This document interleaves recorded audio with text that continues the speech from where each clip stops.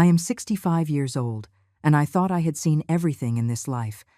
But nothing, absolutely nothing, prepared me for what my own son would do to me in front of 50 people. I gave him a $300,000 car for his 40th birthday. An imported SUV, black, as shiny as a mirror. He raised his champagne flute, looked me straight in the eye, and said, "A toast to the idiotic mother who tries to buy love like you buy bread at the bakery." The guests erupted in laughter. I remained standing with the keys still in my hand. I smiled, stood up, walked to the door, and left. But what I did next, Julian will remember until the last day of his miserable life. Let me tell you how I got to that moment. Because I was not naive, I was not a fool, I was a mother, and that was my biggest mistake. My name is Clara. I was widowed at 30 years old with a 3-month-old baby in my arms. My husband died in a car accident 2 weeks after Julian was born. There was no insurance. There was no inheritance. Only debt. And a child to feed. So I sewed. I sewed at night on my old machine while Julian slept.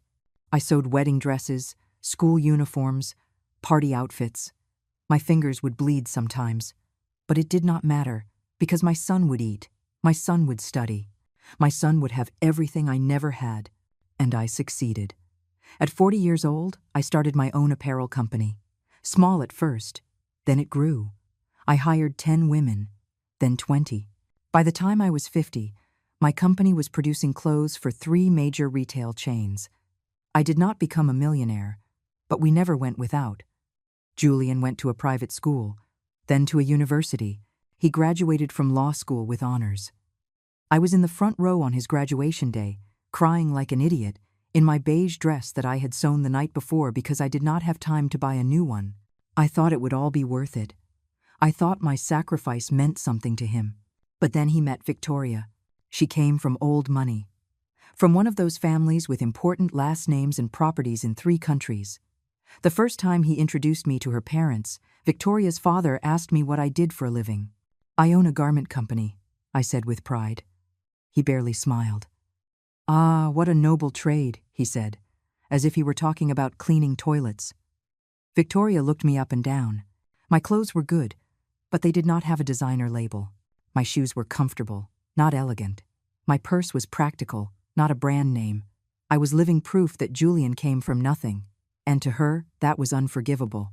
After the wedding, my son began to change. He no longer visited me on Sundays. He canceled lunches.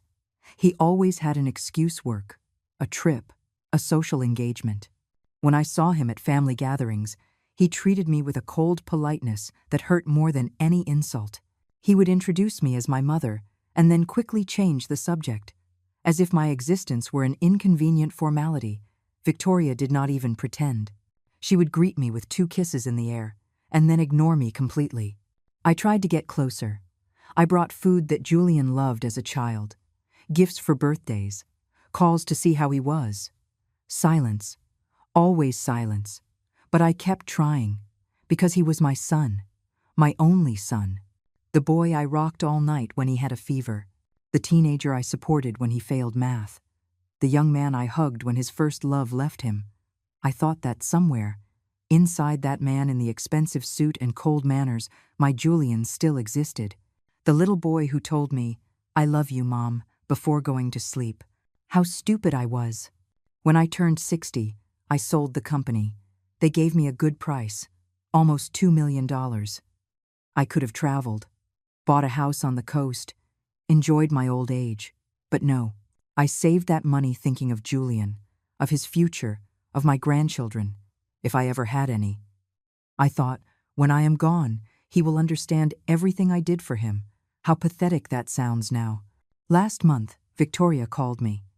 It was the first time in 2 years I had received a call from that house. "Clara, we're throwing a surprise party for Julian. He's turning 40. It would be lovely if you came." Her voice was sweet. Too sweet. I should have been suspicious, but I was so hungry for attention, so desperate to be included, that I said yes immediately. "Can I bring anything?" I asked. "Don't you worry," she said. "Just your presence is enough." Liar. I did not want to arrive empty-handed. Julian had always loved cars. As a child, he collected scale models. As a teenager, he memorized brands and specifications. His dream was to own an imported SUV. I remember because he told me 1,000 times. So I thought, this is my chance. I will give him something he truly wants, something that will show him how much I love him. I went to the dealership. I chose the most beautiful SUV I saw. Black, powerful, perfect. $300,000, almost half of my savings. But it was for my son. It was worth every penny. The day of the party, I got ready carefully. I wore a cream-colored dress I had bought, especially for the occasion. I put on makeup. I did my hair. I wanted to look good. I wanted Julian to be proud of his mother for once. I arrived at the house with the keys in a velvet case. My heart was beating so hard I thought everyone could hear it. The party was in the backyard. Lights hanging from the trees. Waiters with trays. Elegant guests. Soft music. Everything perfect. Everything expensive. I did not fit in there, and I knew it. But I was the mother of the birthday boy. I had a right to be there. Victoria saw me arrive and smiled. That smile should have warned me. But I was excited. "Clara, so good of you to come," she said loudly. Everyone turned. "Julian, look who's here." My son approached. He gave me a kiss on the cheek. Cold, quick, the way you would kiss a stranger. "Hi, Mom," he said. "Happy birthday, my love," I replied. My voice trembled with emotion. I took out the case. "I have something for you." He looked at the case. Then he looked at me. Something flashed in his eyes. It was not gratitude. It was contempt. He opened the case. The keys glittered under the garden lights. "It's an SUV," I said. "The one you always wanted. It's outside." The guests murmured, impressed. Julian took the keys. He held them up, and then he picked up his champagne flute. "Attention, everyone," he said. His voice was firm. "I'd like to make a toast." Everyone fell silent. They raised their glasses. I smiled. I thought he was going to thank me. I thought I would finally have a moment of recognition, of affection. "A toast," Julian repeated, looking straight at me, "to the idiotic mother who tries to buy love like you buy bread at the bakery." Silence. 2 seconds of absolute silence. Then the laughter. First one, then another, then all at once. 50 people laughing. Victoria covered her mouth, but her eyes shone with satisfaction. Julian's friends clinked their glasses. "It's true," someone shouted. "You can't buy love." More laughter. More mockery. I just stood there, still smiling, because my face did not know how to react. Something inside me broke in that instant. It was not my heart. It was something deeper, more ancient. It was the last shred of hope that my son loved me. My hands started to shake. My eyes filled with tears, but I would not let them fall. I would not give them that satisfaction. I lifted my chin. I clutched my purse. I walked toward the exit. No one stopped me. No one said a word. I only heard more laughter behind me. I got to my car. I closed the door. I started the engine, and only then, in the darkness of that empty street, did I cry like I had not cried in 35 years. I cried for the little boy who no longer existed. I cried for all the years I wasted trying to earn a love that was never real. And as I drove back to my empty house, I made a decision that would change everything. But that, my dear Julian, you would find out very soon. I got home at 11 o'clock at night. The lights were off. The house smelled of silence. I took off my shoes at the entrance. I sat on the sofa without turning on the lights. Just me in the darkness. My hands were still trembling. My chest ached as if someone had hit me with a hammer. I closed my eyes and saw the scene over and over again. The raised glass, the laughter, the satisfaction in Victoria's eyes. And Julian, my son, my only son, destroying me in front of strangers as if I were a cheap joke. I poured myself a glass of water. My hands shook so much I spilled half of it. I sat at the kitchen table. The same table where Julian had done his homework for years. The same one where we ate breakfast together before he went to school. I ran my fingers over the worn wood. There was a small burn mark in the corner. From when he was 8 years old and accidentally set a hot pan on it, I did not get angry. I just hugged him and told him that accidents happen, that the important thing was that he was okay. How many times had I protected him? How many times had I put his happiness before my own? When he was 15 and failed a major exam, I went to speak with the teacher. I begged him to give Julian another chance. The teacher agreed, but on one condition. I had to donate uniforms for the low-income children at the school. I sewed 30 uniforms in 2 weeks. 30, for free. My fingers bled from the effort. But Julian passed. And that was all that mattered. When he turned 18 and wanted to go to the most expensive private law school in the city, I sold my car. I took a second job. I sewed during the day in my workshop and did alterations at people's homes at night. I slept 4 hours a day. I lost so much weight my friends thought I was sick. But I paid for every semester, every book, every supply he needed. And when he graduated with honors, he gave me a quick hug and went off to celebrate with his classmates. I was not invited to that celebration. "It's a young people thing, Mom," he told me. "You understand, right?" Of course I understood. I always understood. Now, sitting in that empty kitchen, I wondered when it all began. When my son had stopped seeing me as his mother and started seeing me as an embarrassment. Maybe it was when he went to college and met classmates who came from wealthy families. Families with important last names and houses in the best neighborhoods. He never brought anyone to our house. He always met at other people's homes. "It's more comfortable, Mom," he would say. "They have more space." Our house had 3 bedrooms, a small yard, old but clean furniture. It was not a palace, but it was our home, or at least I thought it was. Then he met Victoria. She came into my life like an elegant storm. Everything about her screamed money. Her clothes, her perfume, the way she walked. The first time she came to our house, she barely sat down. She looked at the sofa as if it might give her a disease. "How cozy," she said with a smile that did not reach her eyes. Julian was nervous. I saw it in the way he fidgeted with his hands, in how he avoided my gaze. I cooked a meal, my best recipe, the roast chicken he had loved as a child. Victoria ate 3 bites. "It's interesting," she said. "I don't usually eat carbs at night." Julian did not eat much either. He just pushed the food around on his plate. That night I understood I had lost my son. That Victoria was not just his girlfriend. She was his escape route to a world where I had no place. The wedding was 6 months later. A large ceremony in a private garden. 200 guests. I knew almost no one. I sat in the second row because the first was for Victoria's family. During the ceremony, I looked at my son. He looked at his bride as if she were a prize he had won. He did not look at me once. At the reception, they sat me at a table in the back, with distant cousins I had not seen in years. Julian came by to say hello for 5 minutes. "Thanks for coming, Mom," he said, and he left. Victoria did not even come over. That night I cried in my hotel room. I cried because I had paid for half of that wedding. $15,000. 2 years of savings. But my name was not mentioned in any of the speeches. No one thanked me. No one mentioned that without me, Julian would not be where he was. I was invisible, and the worst part is, I was starting to get used to it. After the wedding, the visits became rarer. Julian would call once a month. 5-minute conversations. "How are you, Mom?" "Fine, honey." "And you?" "Busy with work." "When are you coming over for a meal?" "I'll let you know."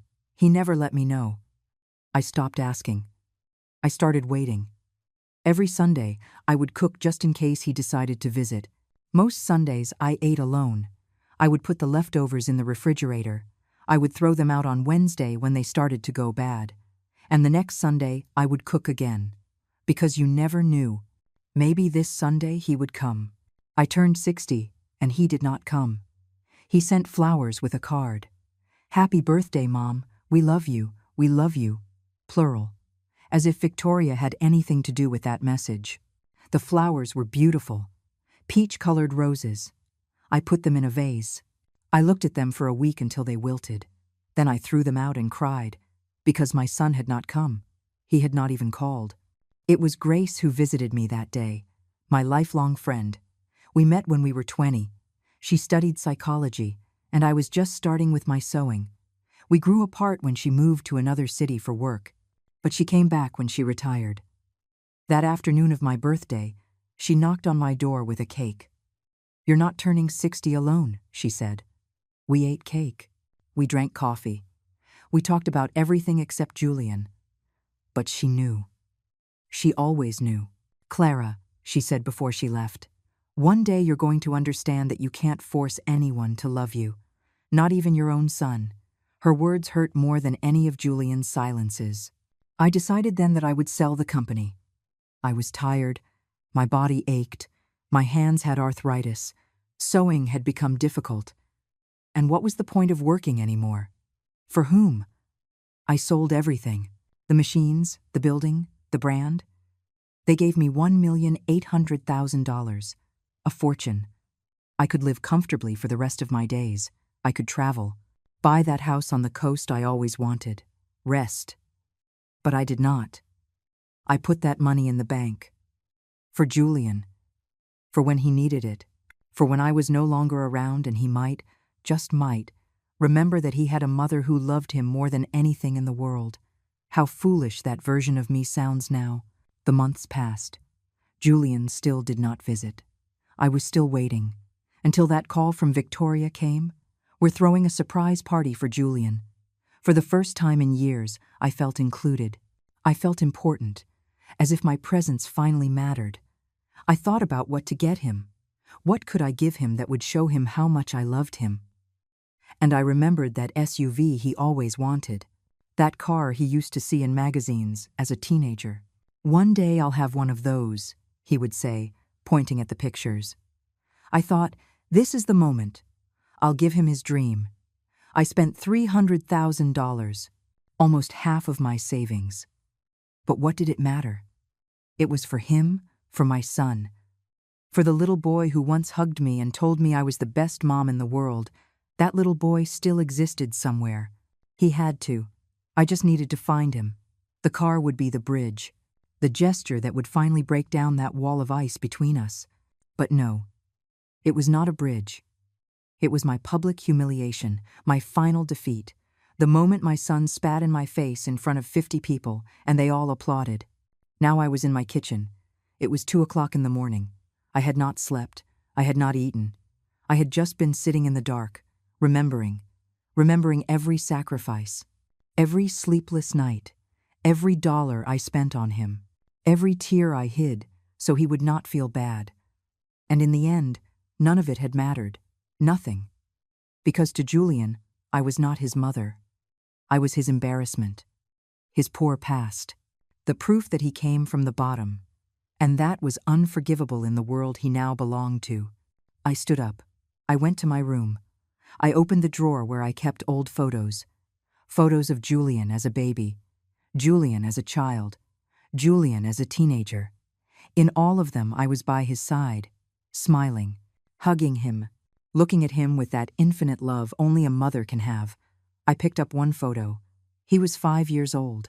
We were at the park. I had bought him an ice cream, and he was hugging me happily. "You're the best mom in the world," he had said that day. I remembered it perfectly. I looked at that photo for a long time.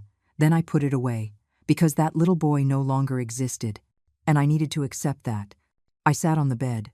I took a deep breath, and for the first time in 35 years, I felt something different.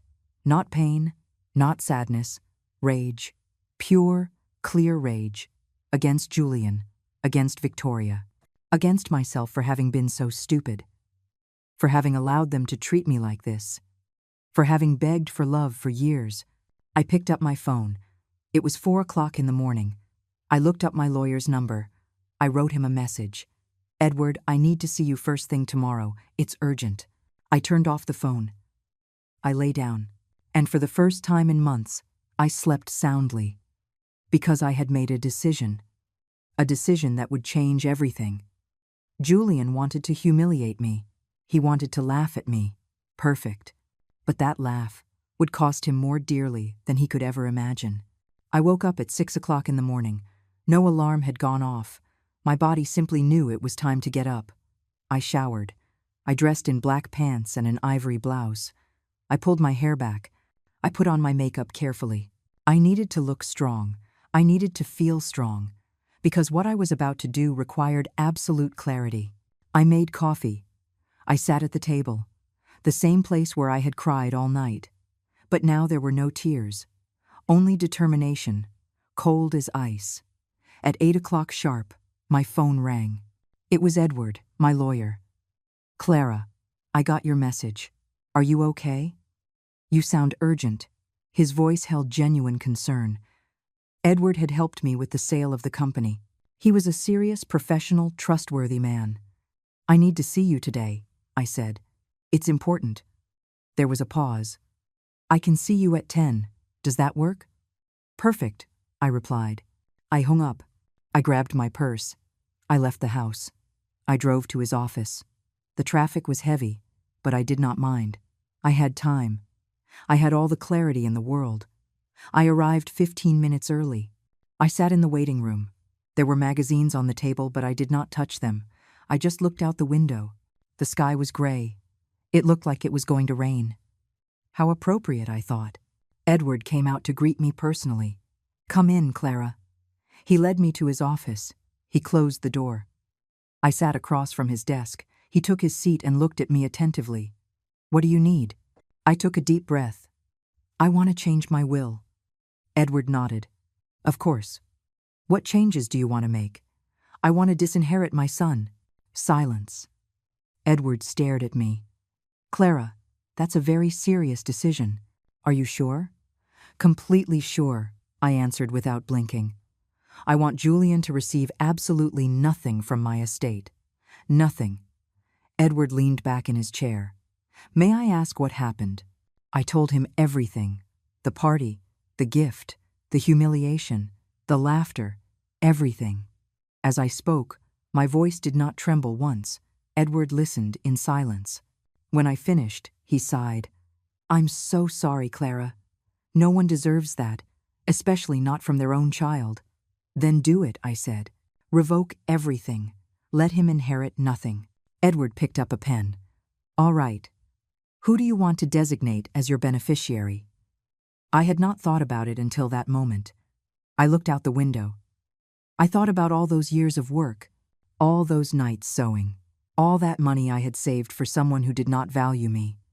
"I want to donate 40% to the Hope Foundation." Edward looked up. "The Foundation for Orphaned Children." "Yes," I said, "children who don't have a mother. Maybe they will appreciate what a mother would do for them. Because my son clearly doesn't." Edward wrote it down. "And the rest?" "I want to use part of it to buy myself a house. A house on the coast. Small, quiet, far from here." Edward kept writing. "How much are you thinking?" $200,000. "I'll look for something simple." He nodded. "And the rest of the estate?" "Set up a trust for me. For my expenses. To live quietly for the rest of my life. And when I die, whatever is left goes to the foundation as well." Edward finished writing. He looked at me. "Clara, this means Julian is completely cut out. Legally, he won't be able to claim a thing." "That's exactly what I want," I said. "I need you to draft everything today. And I want to sign it tomorrow." Edward frowned. "So quickly?" "Yes. Before he tries to contact me, before he comes with excuses or fake apologies. I need to do it now, while I have the strength." Edward studied my face. He was looking for doubt, I suppose. Regret. He found none. "All right," he said finally. "I'll draft everything today. You can come in first thing tomorrow to sign." I stood up. I shook his hand. "Thank you, Edward." He squeezed my hand warmly. "Clara, I know this hurts, but I think you're doing the right thing. No one has the right to treat you like that. Not even your son." I nodded. I walked out of his office with my head held high. I got in my car. I started it, and for the first time in days, I felt something like relief. It was not happiness, it was not peace, but it was the first step toward my freedom. I drove aimlessly for a while. I did not want to go home yet. The house felt too empty. too full of memories of a son who no longer existed. I drove down Main Street. I saw shops, restaurants, people walking, normal life, people with their normal problems. I envied that normality. I stopped in front of a coffee shop. I went in. I ordered a coffee and a slice of chocolate cake. I sat by the window. I ate slowly. The cake was good, sweet, comforting. It had been years since I had bought myself cake. I was always on a diet or saving money or thinking about other things. But today, I deserved it. A woman sat at the table next to me. She was about my age, maybe a little older. She was alone, too, reading a book. She looked calm, at peace. I wondered if she had children, if her children called her, if they visited her, or if she was alone like me, too. I wanted to ask her. I wanted to talk to someone, but I did not. I finished my coffee. I paid. I left. I walked down the street. There was a bookstore. I went in. It smelled like new paper. I liked that smell. I walked through the aisles. I picked up a book at random. It was about women who had changed their lives after 60. I smiled ironically. How timely. I bought the book. I also bought a mystery novel, something to distract my mind. I left the bookstore feeling strangely good, as if I were doing things for myself for the first time in decades. I got home at noon. There were 3 missed calls, all from Julian. There were no voicemails, just calls. I deleted the notifications. I had nothing to say to him. Not now. Maybe never. I made lunch. Salad and grilled chicken. I ate in the yard. It was a nice day despite the clouds. The birds were singing. There was a gentle breeze. I realized it had been years since I had eaten in the yard. I always ate inside in front of the television or in the kitchen reading the newspaper. But out here it was different. It was quiet, peaceful. After eating, I lay down in the hammock. I closed my eyes. I listened to the sounds of the neighborhood. Dogs barking, children playing, cars passing. Life, simple and ordinary. I fell asleep. When I woke up, it was 4 o'clock in the afternoon. I had slept for 3 hours. I could not remember the last time I had taken a nap. I felt rested, relaxed. I went inside the house. I checked my phone. 5 more calls from Julian. A text message. Mom, I need to talk to you. It's important. I deleted the message. I called a real estate agency. Good afternoon. I'd like to see some houses on the coast. Something small, quiet. The woman on the other end sounded enthusiastic. Of course, ma'am. When would you like to see some properties? As soon as possible, I said. Tomorrow afternoon. Perfect. I have 3 options that might interest you. Does 3 o'clock in the afternoon work for you? Excellent, I replied. I'll see you tomorrow. I hung up. I smiled. I was doing it. I was taking control of my life. That night, I cooked my favorite dinner. Pasta with homemade tomato sauce. Something I had not made in years because Julian did not like it. It's too simple, Mom, he would say. But I loved it. I ate slowly, savoring every bite. I put on music. Old songs I liked when I was young. Ballads. Love songs. Music that made me feel alive. I washed the dishes. I straightened the kitchen. I changed into comfortable clothes. I sat on the sofa with the book I had bought. I read for 2 hours. The story was good. It distracted me completely. At 10 o'clock at night, the doorbell rang. I tensed up. I looked through the window. It was Julian. He was standing on my doorstep, alone, without Victoria. He rang the bell again. Mom, I know you're in there. Please open up. His voice sounded different, less arrogant, almost pleading. I did not move. I stayed on the sofa in silence. Mom, I need to talk to you. About what happened. He kept ringing. 5 minutes. 10. 15. Finally, he left. I remained sitting in the dark. My heart was beating fast. But not from fear. From power. For the first time in my life, I was in control. I decided who entered my space, who deserved my attention. And Julian did not deserve it. Not after what he did. I went to sleep, feeling strangely calm.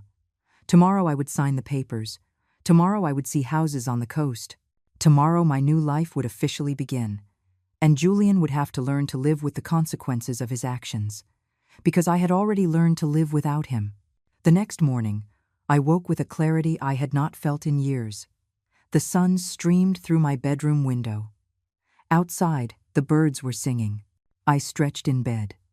For the first time in a long time, I did not feel that weight on my chest, that constant anxiety of wondering if Julian would call. If he would visit. If he would finally show me even a little affection. All of that was gone, and in its place was something new, something it took me a moment to identify. It was freedom. I got up. I showered. I dressed in gray pants and a lavender-colored blouse. I put on a little makeup. I looked in the mirror. The woman looking back at me was 65 years old. She had wrinkles around her eyes. Gray hairs I no longer bothered to dye. But her eyes were firm, determined. This woman was never going to beg for love again. I had a quiet breakfast. Coffee with toast. Strawberry jam. Simple and perfect. At 9 o'clock sharp, I left for Edward's office. The traffic was light. I arrived 10 minutes early. Edward was waiting for me with the documents ready. "Good morning, Clara." I sat down. He placed the papers in front of me. "Here is everything." I reviewed every clause. "Julian is completely excluded from your will. 40% of your estate goes to the Hope Foundation. The rest is in a trust for you. Whatever is left after your death also goes to the foundation." I read each page carefully. Everything was perfect. "Are you absolutely sure?" Edward looked at me seriously. "Once you sign, this is final." I picked up the pen. I have never been more sure of anything in my life. I signed. Every sheet, every initial, every signature was a release. It was closing a door that had been open for 35 years. A door through which only pain had entered. Edward signed as well. He called his secretary. She came in and signed as a witness. "Done," Edward said. "It's official." I stood up. I put my copy of the documents in my purse. "Thank you, Edward, for everything." He came around the desk and gave me a fatherly hug. "Take care of yourself, Clara. And remember, this doesn't make you a bad mother. This makes you a woman who respects herself." His words touched me deeply. I nodded, unable to speak. I walked out of his office with my head held high. I got into my car. I put my hands on the steering wheel. I took a deep breath. It was done. There was no going back. I drove to a small restaurant I liked. I ordered lunch. Vegetable soup and grilled fish. I ate slowly while reading the news on my phone. There were 6 missed calls from Julian. 3 messages. I did not open them. I paid my bill. At 2:30, I headed for the coast. The real estate agent had given me the address of the first house. I drove for an hour. The coastal highway was beautiful. The sea on one side, mountains on the other. I rolled down the window. The air smelled of salt, of freedom. I arrived in the coastal town at 3 o'clock sharp. It was small, quiet, colorful houses, narrow streets, people walking without a hurry. I liked it immediately. The agent was waiting for me at the edge of town. She was a woman in her 40s, a kind smile. "Clara?" "Yes, that's me." We shook hands. "I'm Sarah. I have 3 properties to show you. Ready?" "Completely ready," I replied. The first house was too close to the highway, noisy. I dismissed it immediately. The second was nice, but too big. 2 floors, 4 bedrooms, too much space for me alone, too much upkeep. "And the third?" I asked. Sarah smiled. "That one's my favorite. Follow me." We drove for 3 more minutes. We stopped in front of a small cream-colored house. It had a front garden with wildflowers, a wooden porch, large windows. I could hear the sea in the distance. "It's perfect," I said before even going inside. Sarah laughed. "Wait until you see the inside." She opened the door. We went in. The living room was small but bright. Hardwood floors, white walls, a stone fireplace. The kitchen was compact but functional. 2 bedrooms, 1 full bathroom. Everything was clean, simple, cozy. I walked to the back porch, and there it was, the sea, 50 yards away. The sound of the waves was clear and constant.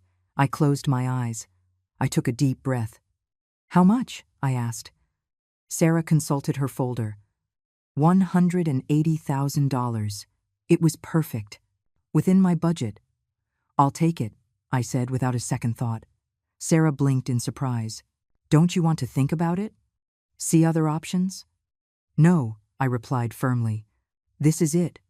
I want to buy it." Sarah smiled broadly.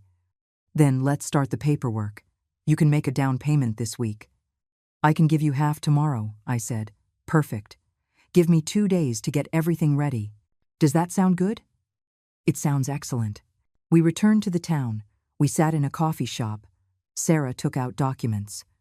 She explained the process. I nodded but was barely listening. I was looking out the window toward the sea. I was buying a house for me. Not to impress anyone. Not so Julian would have a place to stay when he visited. Just for me. To rest. To live. To be happy. I signed the preliminary documents. Sarah gave me her card. "I'll call you in 2 days with everything ready." We said goodbye. I walked through the town before heading back. There was a bakery that smelled of freshly baked bread. I went in. I bought pastries and cookies. There was a small bookstore.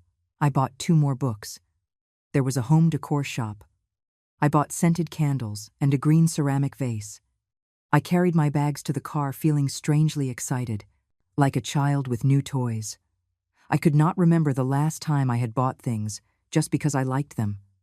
Without thinking if Julian would approve, without worrying about saving for him. I drove back to the city as evening fell. The sky was painted orange and pink. Beautiful. I arrived home at 7 o'clock in the evening. There was a car parked in front of my house. I recognized the SUV, the $300,000 SUV. Julian was sitting on my front steps. He stood up when he saw me arrive. "Mom, finally." His voice was urgent, almost desperate. I got out of the car with my bags. I ignored him completely. I walked toward the door. "Mom, wait. I need to talk to you." I kept walking. I took out my keys. "Mom, please, just 5 minutes." I opened the door. I stepped inside. He put his foot in the door before I could close it. "Mom, I'm sorry. I'm so sorry. What I said was horrible. I was drunk. I wasn't thinking." I turned around. I looked him directly in the eyes. "Get your foot out of my door." My voice was pure ice. He blinked, surprised. "Mom, Get your foot out. Now." Julian slowly removed his foot. "Can we talk like adults? Just give me a chance to explain." I held the door partially open. "There's nothing to explain. You said exactly what you thought. In front of 50 people. You said it with clarity, with intention. The only thing I regret is taking so long to understand who you really are." His eyes widened. "I'm not that person. I was angry. Victoria had told me." "I'm not interested in what Victoria told you," I interrupted. "You're a 40-year-old man, responsible for your words, responsible for your actions." "Mom, I was an idiot. I accept that. But I'm your son. Your only son." I stared at him. I had a son. His name was Julian. That boy loved me. He respected me. He valued me. That boy died many years ago. The man standing in front of me is a stranger who uses my blood as an excuse to mistreat me. Julian took a step back as if I had slapped him. "Don't say that. I'm still me. I'm still your son." "No," I said, my voice firm. "My son would not have humiliated me like that. My son would not have used me as a joke to entertain his friends. It was a mistake, a stupid mistake. Let me make it up to you." I laughed without humor. "Make it up? How, Julian? With flowers? With empty apologies? Waiting for me to forget so you can treat me like trash again? It won't happen again. I swear." I studied him in silence. I saw a desperate man. But not for love, for something else, for fear, for need. "Why did you really come here?" I asked. "Because you're my mother and I love you," he answered quickly. Too quickly, Lies, I said. You came because someone told you something. Because you need something. Julian looked down. There it was. The truth. I need you to sign some papers. For a business deal. I need to use your house as collateral. There it was. That was why he had come. Why the calls? Why the urgency? It was not regret. It was convenience. I felt something inside me shut down definitively, like a heavy, immovable steel door. Get out of my house, I said. Mom, get out, now, and don't come back. But if you're not gone in 10 seconds, I'm calling the police. Julian looked at me in disbelief. He expected me to give in, to forgive him like I always did. But this time, there was no forgiveness. There were no tears. There was no weakness. Only a 65-year-old woman who had finally learned to say no. He finally turned around. He walked toward his car. He stopped halfway. You're going to regret this, he shouted. I did not answer. I simply closed the door and locked it. I turned off the front lights. I walked to the kitchen. I poured myself a glass of water. My hands were not shaking. My heart was beating calmly. Outside, I heard the SUV's engine drive away. I sat on the sofa. I looked at my shopping bags, pastries, books, candles, little things that made me happy. I smiled. For the first time in decades, I smiled without forcing it, without pretending, without expecting anything in return. Julian was gone, and I was okay. More than okay. I was free. That night I slept soundly, without nightmares, without being startled, without that constant weight on my chest that had accompanied me for years. I woke up at 7 o'clock in the morning with the sun streaming through the window. I stayed in bed for a few more minutes, listening to the silence of the house. Before, that silence scared me. It reminded me of my loneliness. Now it was different. It was peace. I got up feeling rested. I made coffee. I had breakfast in the garden. Toast with jam, fresh fruit. The morning air was cool and pleasant. I called Grace. My friend answered on the third ring. Clara, good morning. How are you? Her voice sounded cheerful. Good, I replied. And it was true. Do you have time for a coffee? I need to tell you something. Grace laughed. I always have time for you. Where should we meet? Remember that coffee shop near the park? The one with the delicious cakes. I'll be there in an hour. I hung up, smiling. It had been so long since I had felt like this. Light, free of burdens. I got ready carefully. I put on a loose, sand-colored dress. I let my hair down, a little makeup, simple earrings. I looked in the mirror. The woman looking back at me looked different. Not younger, but more alive. I drove to the coffee shop. Grace was already there, sitting at a table by the window. She saw me arrive and smiled broadly. We hugged. You look radiant, she said. What happened? We sat down. We ordered coffee and cake. And then I told her everything. I told her about the party, about the humiliation, about ignoring Julian's calls, about changing the will, about the house on the coast I was buying. Grace listened in silence. Her eyes filled with tears when I described what Julian had said to me in front of everyone. That boy has no idea what he's lost, she said finally. Clara, you did the right thing. You spent years giving him everything and getting nothing in return. That's not love. That's abuse. Her words hit me hard. Abuse. I had never seen it that way. But she was right. I feel strange, I admitted. On one hand, I feel free. On the other, I feel guilty, as if I've abandoned my son. Grace took my hand across the table. Clara, listen to me carefully. You didn't abandon anyone. He abandoned you years ago, emotionally. He turned you into his personal bank, into his public embarrassment. You simply stopped allowing it. That's not abandonment. That's self-respect. I wiped away a tear I did not know had fallen. When did I become so foolish? You weren't foolish, Grace said firmly. You were a mother, and mothers sometimes love so much that we forget to love ourselves. We finished our coffee talking about the house on the coast. Grace was excited. You have to invite me when you move. We'll spend whole weekends. We'll walk on the beach. We'll cook. We'll read.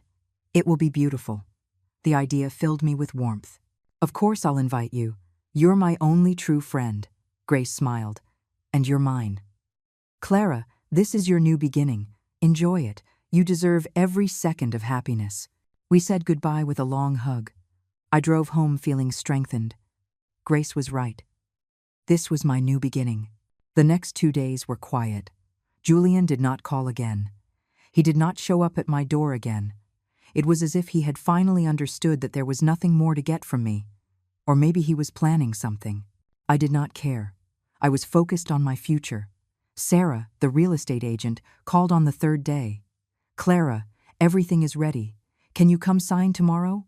"I'll be there," I replied without hesitation. That night I packed a few things: clothes, books, old photographs I wanted to keep. I left the photos of Julian in a drawer. I did not throw them away. But I would not take them with me either. The next morning, I drove to the coastal town. The day was perfect: clear sky, gentle breeze. I arrived at Sarah's office at 10 o'clock sharp. I signed all the documents. I transferred the money, $180,000, almost half of what was left of my savings. But I did not feel fear. I felt excitement. "Congratulations, Clara," Sarah said, handing me the keys. "The house is yours." I took the keys with trembling hands, not from nerves, from pure happiness. I drove to my new house. Our new house. Mine and no one else's. I opened the door. I walked in slowly. I went through each room, touching the walls, looking out the windows, imagining how I would decorate each space. I went out to the back porch. The sea was shining under the sunday. The waves were breaking, constant and calm. I sat on the wooden steps. I closed my eyes. I listened to the sound of the water, of the seagulls, of the wind. For the first time in years, I did not think about Julian. I did not think about the past. I only thought about this moment, about this peace. I returned to the city that afternoon. I had to organize the move, decide what to take and what to leave. When I arrived at my house, I found an envelope under the door. I picked it up. It was a letter from Julian. I recognized his handwriting on the envelope. I stared at it for a long time. Part of me wanted to open it, the part that still held a tiny hope that maybe he was truly sorry. But the other part, the new, strong part, knew the truth. This letter was not love. It was manipulation. It was a last attempt to regain control. I went into the house. I left the unopened envelope on the kitchen table. I made tea. I sat in front of the letter. I studied it as if it were a strange object. My name written in that handwriting I knew so well. The handwriting I had seen on school assignments, on birthday cards I no longer received, on legal documents he signed as my son. But this letter did not belong to me. It belonged to a version of me that no longer existed. To the Clara who begged for love, to the Clara who forgave everything. That woman was gone. I took the unopened letter. I walked to my room. I opened the drawer where I kept old things, unimportant papers, old receipts, photographs I never put in frames. I put the letter in there. I closed the drawer. If I ever felt curious, it would be there. But for now, I did not need to read it. I did not need his words. I did not need his excuses. I already knew everything I needed to know. I spent the next few days organizing my move. I hired a small company. I sold several pieces of furniture. The large dining table where Julian no longer ate. The living room sofa where he no longer Saturday. The bed from his old room that I had kept for years, hoping that one day he would come to visit with his children. Children he never had. Visits that never came. All of that was gone. I kept only the essentials. What I really needed to start over. One afternoon my phone rang. It was an unknown number. I hesitated before answering. Clara. It was a woman's voice. Elegant. Cold. I recognized it immediately. Victoria. What do you want? I asked bluntly. There was a pause. I need to talk to you about Julian. I have nothing to talk about with him. Wait. Don't hang up. This is important. Her voice had an urgent tone I had never heard before. "You have 1 minute," I said. "Julian is in trouble. Serious financial trouble. He invested in a business that turned out to be a fraud. He lost a lot of money, money that wasn't his. And what does that have to do with me?" My voice was ice. "He needs help. He needs money to fix this before it becomes a legal problem." I laughed without humor. "Ah, now I understand. That's why the calls. That's why the letter. It wasn't regret. It was need." Victoria sighed. "Clara, I know what he did to you was wrong. I was there too. I saw everything. But he's your son. You can't let him fall like this." "I can't?" I asked. "Watch me. Please, Clara, I'm asking you as what, Victoria? As a daughter-in-law? You never treated me like a mother-in-law. You treated me like trash from day one. As if I were a mistake in Julian's life that had to be tolerated." Victoria was silent. Then she spoke with a harder voice. "If you don't help him, he'll lose everything. His reputation, his job. Everything I worked for, I corrected her. I paid for his education. I built his future. He just had to take advantage of it. And instead of being grateful, he decided to humiliate me publicly.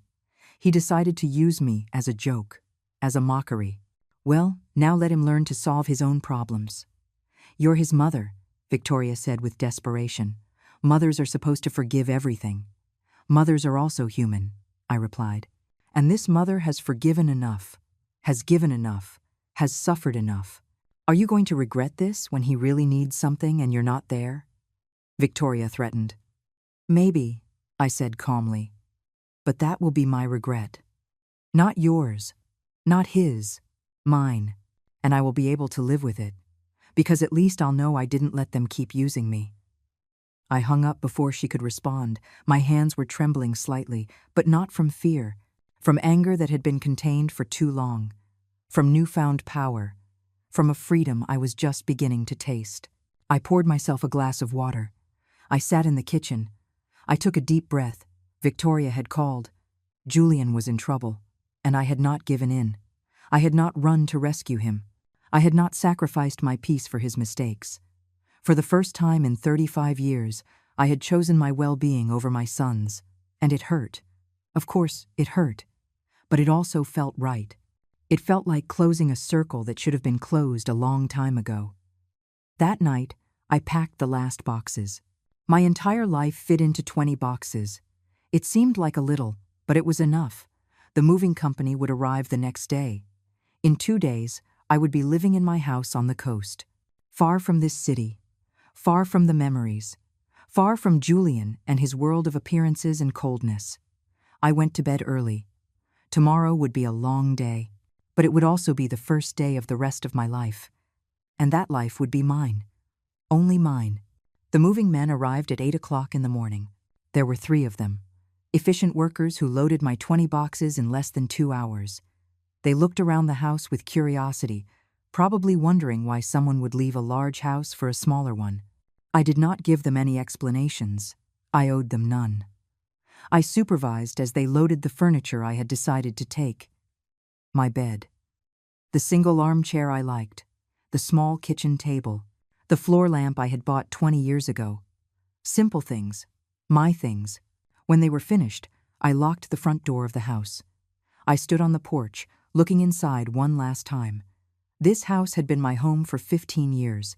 I had raised Julian here since he was a teenager. I had cried here when he got married and left. I had waited here for his visits that never came. But I had also sewn thousands of garments here. I had built my business here. I had found my strength here. This house held pain, but also pride. I thanked it in silence. Then I turned and walked to my car without looking back. The drive to the coast took an hour. I drove slowly, unhurried, enjoying the scenery, the mountains, the trees, the infinite sky. The coastal highway appeared, and with it, the smell of the sea. I rolled down the window completely. I let the wind mess up my hair. I did not care. I felt alive. I arrived in town at 11. The moving truck was already parked in front of my house. The men were waiting, sitting on the curb eating sandwiches. I apologized for the delay. They smiled. "No problem, ma'am." We took a break. I opened the door to the house. They came in and started unloading. I showed them where to put everything. The bed in the master bedroom, which faced the backyard.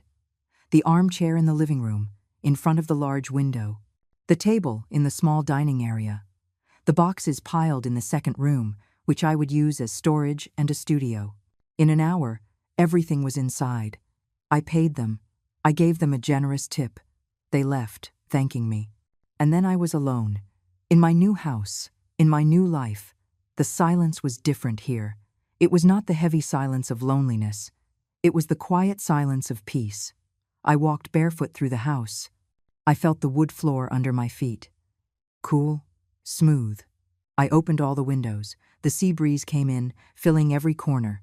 I stood on the back porch. The sea was there, constant, eternal, indifferent to my problems. And that comforted me. The world kept spinning. The waves kept breaking. I kept breathing, and that was enough. I unpacked slowly, without rushing. First, the clothes. I filled the small closet with my dresses, my blouses, my pants, everything neat. Then the kitchen. Plates, glasses, pots, silverware. I put everything in its place. There was something therapeutic about organizing, about creating order where there had only been closed boxes. By mid-afternoon, the house was starting to look lived in, to feel like home. I made tea. I sat in my new armchair in front of the window. I looked at the sea in the distance. I smiled. I was home. The doorbell rang. It startled me. No one knew I was here. No one except Sarah and Grace. I approached the door cautiously. I looked through the side window. It was an older man, white hair, a green work shirt. He was holding a pot of flowers. I opened the door. "Yes?" The man smiled kindly. "Hello, neighbor. I'm Arthur. I live in the house next door. I saw you were moving in today. I wanted to welcome you." He held out the flower pot. Yellow roses. Beautiful. Oh, how thoughtful. "Thank you." I took the pot. "I don't want to bother you. I just wanted to introduce myself. If you need anything at all, I'm right next door." His voice was warm. "Sincere. That's very kind of you, Arthur. Well, I'll let you get some rest. Welcome to the neighborhood." He left with a smile. I closed the door. I looked at the roses. It had been years since someone had given me flowers without expecting anything in return, without ulterior motives. Just because. I placed the pot on the dining table. The roses brightened up the space. That night, I had something simple for dinner: canned soup and bread. I did not have the energy to cook. I washed my plate. I straightened the kitchen. I changed into my pajamas. I lay down in my new bed. The sheets smelled like lavender. I had bought new sheets especially for this new beginning. I got comfortable. I closed my eyes. I heard the distant sound of the waves, and I slept deeply. I woke to the sound of seagulls. It took me a few seconds to remember where I was. Then I smiled. I was in my house, at the beach, far from everything. I got up and opened the curtains. The sun was just beginning to rise. The sky was painted orange and pink. The sea was glittering peacefully. I put on a robe and went out barefoot onto the porch. The cool air hit my face. I took a deep breath. It smelled of salt, of freedom, of a new beginning. I stood there for several minutes, just being, just existing without thinking about anything or anyone. I made coffee. I drank it on the porch while watching the sunrise completely. The colors changed every minute. It was a spectacle I had seen in photographs, but never in person. It was worth every penny I had paid for this house. I had fruit and toast for breakfast, simple and perfect. Afterwards, I showered and dressed in comfortable clothes, sand-colored linen pants, and a loose white blouse. I decided to explore the town. I needed to get to know my new home. I walked through the quiet streets. It was barely 9 o'clock in the morning. Some shops were opening their doors. Others still had their curtains drawn. I greeted a woman who was sweeping the entrance to her bakery. She returned the greeting with a smile. "You're new around here." "Yes, I just moved in." "Welcome." I'm Christina. If you need fresh bread, we're here every day. Thank you, Christina. I'll be back soon. I continued walking, feeling good. The people here were friendly, unpretentious. I found a small market. I went in. I needed to do some shopping. Vegetables, fruit, chicken, rice, eggs, milk, the basics. As I was filling my basket, a woman approached. She was probably in her 70s. Completely white hair tied up in a bun. "Excuse me, are you Clara?"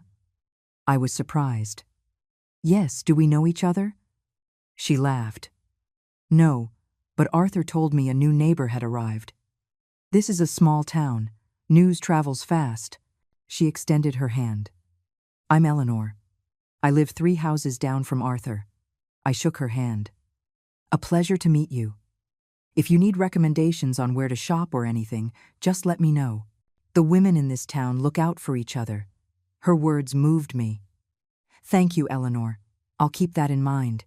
I paid for my groceries and went home. I put everything away. I organized the refrigerator.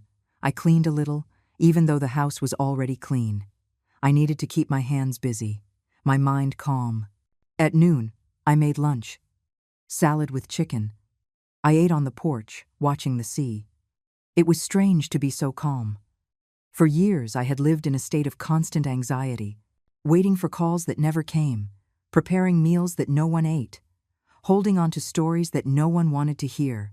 Now I was not waiting for anything. And in that lack of expectation, I found peace. In the afternoon, I decided to walk on the beach. I put on sandals and went down the path that led straight to the sand. It was a small beach, quiet. There were few people, a young couple, a man with his dog, a family with children. No one paid me any attention. I liked that. I walked along the shore. The cold water touched my feet. The sand sank under my weight. I picked up a seashell. It was perfect, cream-colored with pink lines. I put it in my pocket. A small, worthless, but beautiful treasure. I walked for an hour. Aimlessly, unhurriedly, just feeling. When I got back home, I was tired but satisfied. I made tea. I sat in my armchair with one of the books I had bought. I read for 2 hours, lost in a story that was not mine, in problems that were not mine. It was liberating. When it got dark, I turned on the lights. I prepared a light dinner, soup and salad. I ate, looking out the window as the lights of the town turned on one by one. After dinner, my phone rang. It was Grace. "Clara, how is everything?" Her voice sounded cheerful. "Good. Very good, actually. Tell me everything. How's the house? Are you settled in?" I told her everything. The move, the town, Arthur, Eleanor, the beach. Grace listened, making excited comments. "You sound different," she said after a while. "Different how?" "Calm, light, as if a weight has been lifted from your shoulders." "That's exactly how I feel," I admitted. "I'm so happy for you, Clara. You deserve this peace. After everything you've been through." We talked for another half hour. Before hanging up, Grace said, "By the way, I ran into a cousin of yours yesterday, Raquel. She asked about you. I told her you had moved to the coast, but I didn't give her the address. I hope that's okay." I tensed slightly. Raquel was my late husband's cousin. She had always been a gossip, always meddling where she was not wanted. "That's fine. Thank you for not giving her my address. I figured you'd want your privacy." "I do." We said goodbye. I hung up with a slight sense of unease. Raquel would surely tell Julian that I had moved, that I had disappeared without telling anyone in the family, but it did not matter. I no longer had to give explanations to anyone. That night, before going to sleep, I checked my phone. I had a message from an unknown number. I opened it. It was Julian. "Mom, I know you're angry, but disappearing like this isn't fair. The family is worried. I need to know you're okay. Please call me." I read the message 3 times. I analyzed every word. The family is worried. Not I'm worried. The family. As if he were the spokesperson for everyone. As if his concern were genuine, and not just a need to control me. Please call me. Not forgive me. Not I miss you. Just call me. I deleted the message. I blocked the number. No more. I would not let him find me, manipulate me, drag me back into that cycle of pain. I turned off the phone. I left it on the nightstand. I lay down, looking at the ceiling. The house was silent. Only the distant sound of the sea could be heard. I closed my eyes. For a moment, I felt a pang of guilt. That mother's guilt that never completely goes away. But then I remembered. I remembered the humiliation, the laughter, the years of contempt, and the guilt dissolved. I turned over and got comfortable. Tomorrow would be another day. A day without Julian, without expectations, without pain. Just me and my new life. And that was more than enough.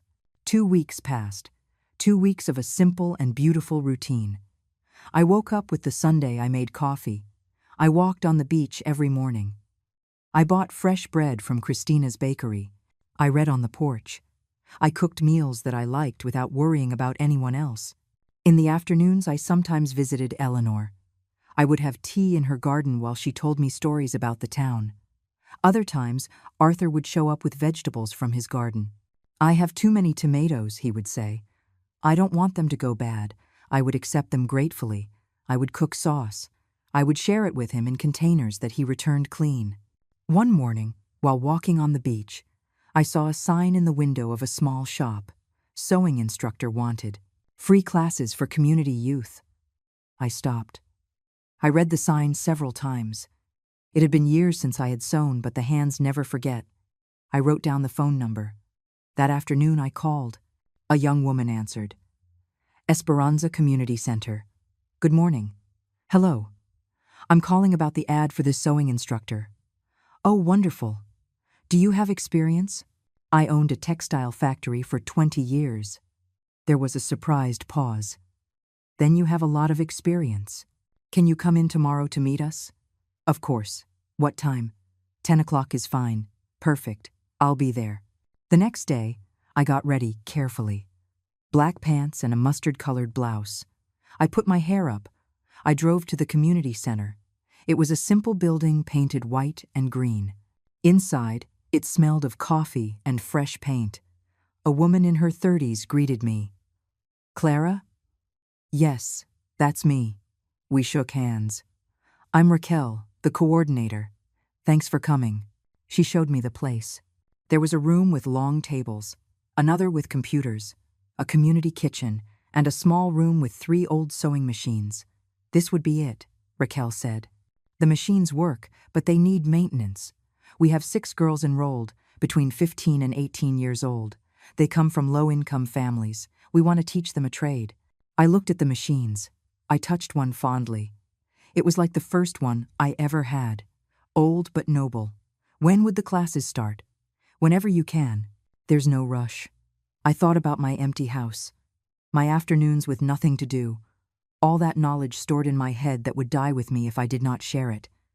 "I can start next week, twice a week, 2 hours each class." Raquel smiled broadly. "That would be perfect. We pay." "No," I interrupted. "I don't want payment. I want to do it because I enjoy it.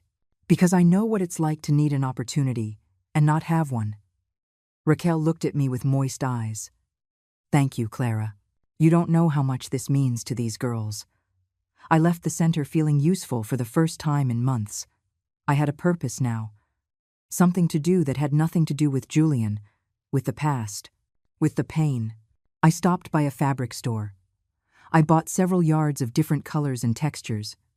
Also thread, needles, new scissors. Everything needed to teach. I spent $200, but I did not care. It was an investment in something that made me happy. I arrived home with the bags full. I left them in the second room, my future teaching workshop. That night, Grace called me. I told her about the classes. She was thrilled. "Clara, that's wonderful. You're going to change the lives of those girls, just like you changed your own." She was right. I was changing my life, day by day, choice by choice. I was no longer the woman who begged for love. I was the woman who gave love to herself and shared that love with others who deserved it. We talked for a long time. Before hanging up, Grace said, "By the way, Julian looked for me. My heart sped up. What did he want? Your address. I told him I didn't have it. He got angry. Said you were his mother, and he had a right to know where you were. I told him rights are earned with respect. He hung up furiously. I smiled sadly. Thank you for not telling him anything. I never would. Clara, he doesn't deserve to find you. Not until he understands what he's lost. We hung up. I sat on the sofa, thinking. Julian was looking for me. But not out of love. He still needed something from me. Money, probably. It was always money. I wondered if he would ever understand. If he would ever look back and see everything I gave him. Everything I sacrificed. And if that day came, if it would be too late, probably, and he would have to live with that. Just as I lived with my decision to let him go, the following week, I started the classes. The 6 girls arrived on time. Shy, curious, I introduced myself. I'm Clara. I'm going to teach you how to sew.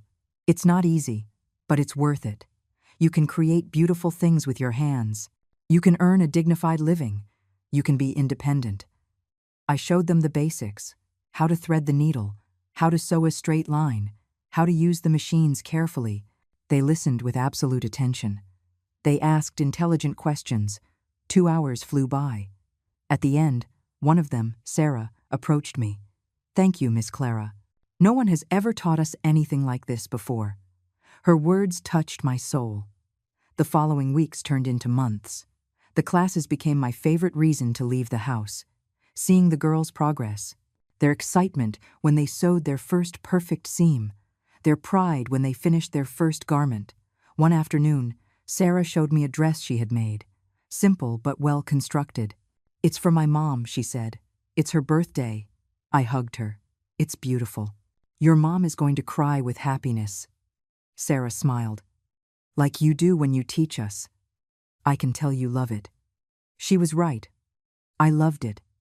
It fulfilled me. It gave me purpose. One afternoon, as I was leaving the center, I found Arthur waiting in his truck. Hello, neighbor. I saw you had class today. Want me to give you a ride? Oh, I brought my car. I know. But I thought maybe you'd like to get some coffee before heading back. I know a place with a sea view. I hesitated for a moment. Then I smiled. Why not? I got into his truck. We went to a small coffee shop on a cliff. The view was spectacular. We ordered coffee and cake. We talked about everything, about his life, about mine, about his children who lived in another city, about his wife who had passed away 5 years ago. I miss her every day, he said. But life goes on, and you have to live it. I nodded. I understood perfectly. We returned to town at sunset. Arthur dropped me off at my house. Thanks for the coffee, I said. Thank you for the company, he replied. Clara, if you ever want to go out again, just let me know. It doesn't have to be anything romantic. Just 2 people enjoying life. I smiled. I like that idea. I went into my house feeling light. It was not love. It was not romance. It was friendship. Simple companionship. And that was enough. More than enough. That night, before sleeping, I looked out the window. The stars were shining. The sea sounded constant. I had rebuilt my life. Stone by stone. Choice by choice. I no longer hoped for Julian to change. I no longer hoped for his love. I had found something better. I had found myself. 6 months had passed since I moved to the coast. 6 months of peace I did not know was possible to feel. My life had found a perfect rhythm. I woke up early. I walked on the beach. I taught sewing twice a week. I visited Eleanor on Thursdays for tea. On Saturdays, Arthur and I explored nearby towns.